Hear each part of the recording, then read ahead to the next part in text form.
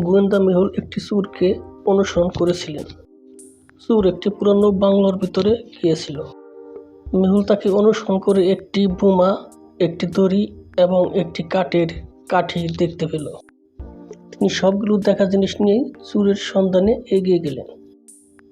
পরে সেখানে গিয়ে তিনি 3টি দরজা দেখতে পেলেন। প্রথম দরজার ভিতরে ভয়াবহ আগুন জ্বলতেছে। দ্বিতীয় দরজার প্রবেশদ্বারে লোহার রড ছিল এবং তৃতীয় দরজার ভিতরে ঘন বরফের রড ছিল। মেহুল কোন দরজা চোরকে খুঁজে পেতে বেছে নেবে? এ, বি না সি? বন্ধুরা, ভিডিওটি মনোযোগ দিয়ে দেখুন আর সঠিক উত্তরটি কমেন্ট করুন।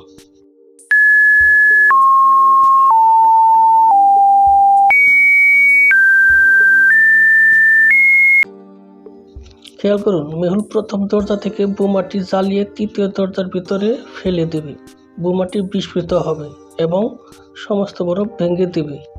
এখন মেহুল তৃতীয় দরজা থেকে এগিয়ে যেতে পারে। বন্ধুরা, অনুগ্রহ করে আমার এই চ্যানেলটি সাবস্ক্রাইব করুন।